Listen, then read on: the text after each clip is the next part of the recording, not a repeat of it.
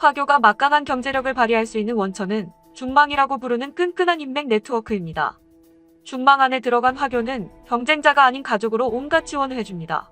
네트워크 내에서 일단 신용을 얻게 되면 네트워크 내에 관련된 수많은 조직을 통해 무담보, 구두 약속만으로 자금을 얻을 수도 있고 사업상 필요한 거의 모든 지식, 정보, 인맥 등을 얻을 수 있습니다.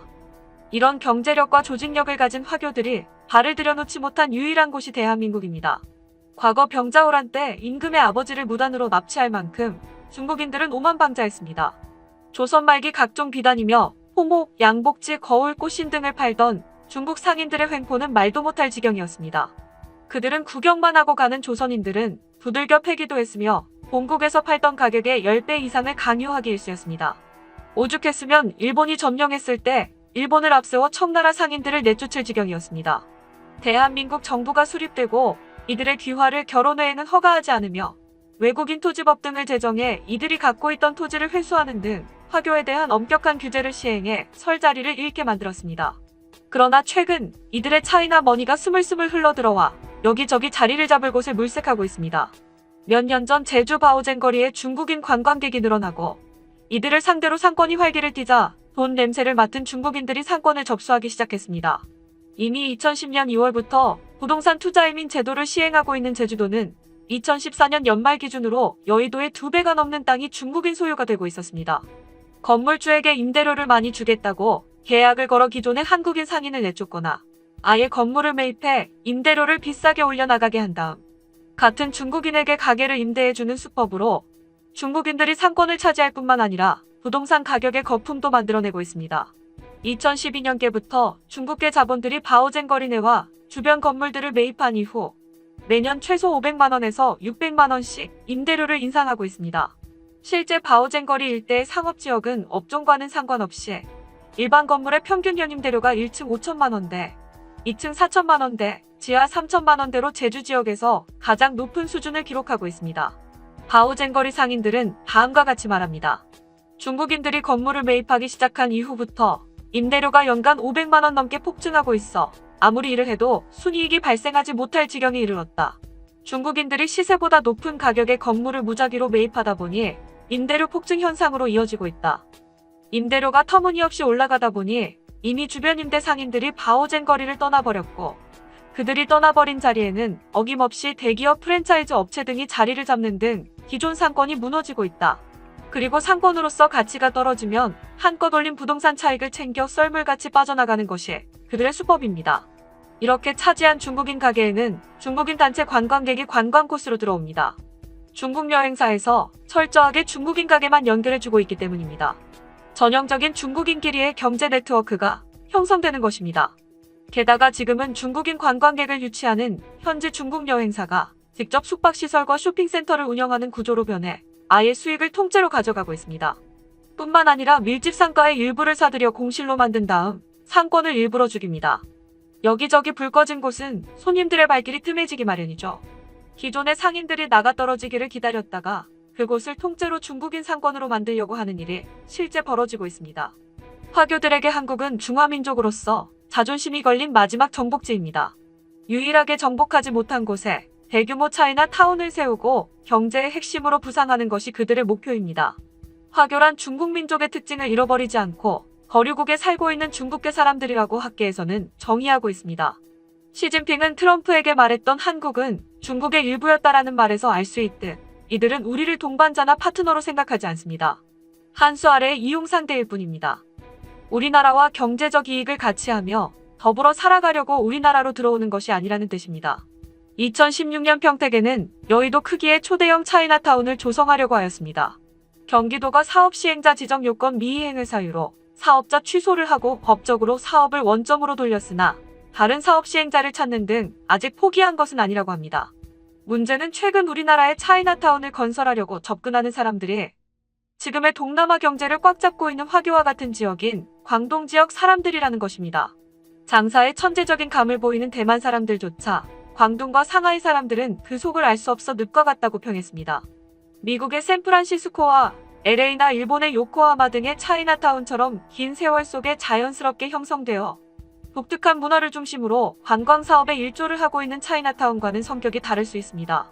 막대한 차이나머니가 들어오니 당장 지역 경제는 활성화될 수 있습니다. 그러나 제주도에서 보여진 사례처럼 서서히 지역 경제를 잠식해가면서 그들의 판세로 만들 수 있습니다. 세계 곳곳에 부동산을 소유하고 있는 화교는 집을 사서 실제 거주하거나 세를 놓지 않고 비워둡니다. 아니면 아주 가끔 별장식으로 이용합니다. 사용할 수 있는 주택이 줄어든 만큼 공급이 딸리니 주택 부족 현상이 일어나고 자연히 주택값은 치솟게 마련입니다. 이렇게 해서 그들이 손대는 곳은 부동산 가격이 올라갈 수밖에 없는 것이죠. 이에 호주나 캐나다에서는 외국인 투자에 대한 규제를 강화하는 추세입니다. 경기도는 외국인이 취득한 부동산의 상당수가 업무용이나 실거주용이 아닌 투기 목적이라는 판단에 따라 막대한 자금력으로 부동산 가격 상승을 부추긴다고 보았습니다. 도내 주요 지역을 외국인과 법인을 대상으로 한 토지거래허가 구역으로 지정하겠다고 발표하고, 이에 따라 외국인은 부동산 취득 행위에 대해서는 관할시장, 군수의 허가를 받아야 합니다. 거기에 국회에서는 조세특례 제한법이 발의되어 외국인이 국내 주택을 산 뒤 2개월 동안 실거주하지 않으면 취득세를 20% 더 내야 합니다. 즉 이로 인해 살지도 않을 거면서 한국 부동산을 매입한 중국인 투기꾼들은 매입한 규모의 20%를 취득세로 더 지불해야 할 상황인데요. 직접적인 차이나타운 건설이나 토지 매입 등이 막히자 차이나타운은 문화라는 프레임으로 접근하기 시작했습니다. 작년 12월에는 2022년 완공을 목표로 강원도에서 축구장의 170배 인천 차이나타운의 10배에 해당하는 중국 복합문화타운 조성 계획을 발표했습니다. 한 마을을 통째로 중국처럼 꾸미겠다는 것인데요.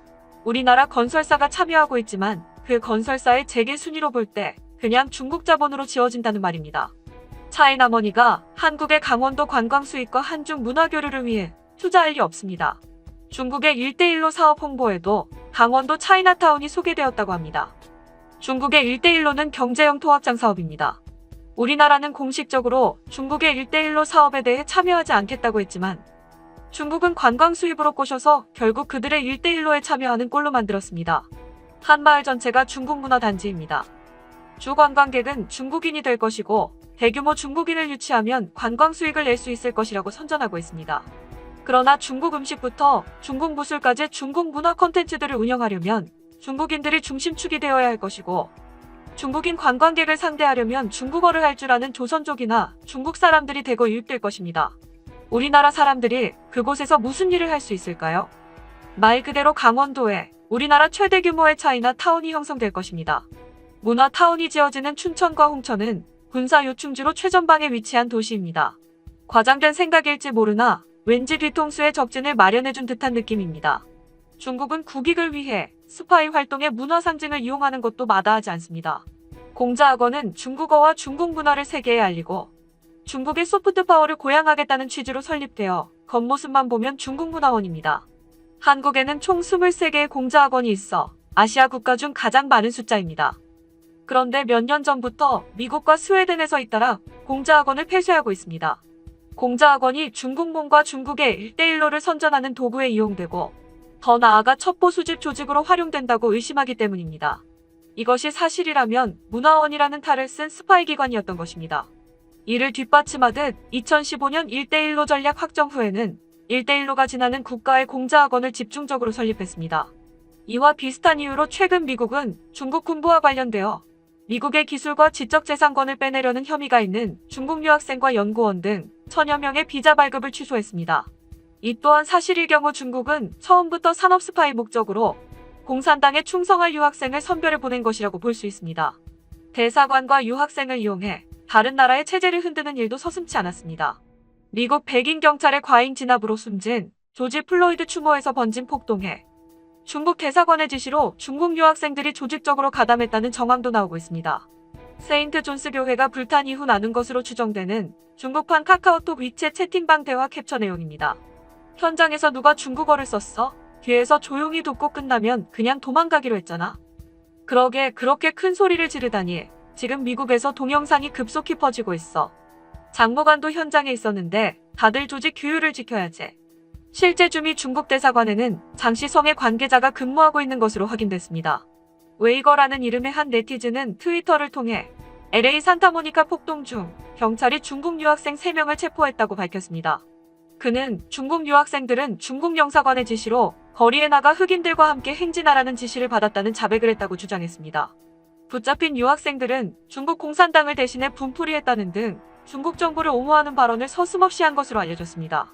화교들이 자기네 나라 사람들에게만 경제적 이권을 주는 방식이나 중국이 세계의 패권 국가가 되기 위해 문화와 학생들까지 서슴없이 이용하는 행태를 보면 중국에게 우리나라를 개방하는 것을 안일하게 생각해서는 안 될 것입니다. 폭동에 가담한 중국 유학생들의 발언에서 비춰진 중국 공산당에 대한 깊은 충성도 또한 정서적 괴리감을 느끼게 합니다. 중국의 다양한 분야의 우리나라의 진출은 경계하고 또 경계해야 할 것 같습니다. 끝까지 시청해주셔서 감사합니다. 도움이 되셨다면 좋아요를, 다른 이야기도 궁금하시면 구독을 눌러주세요.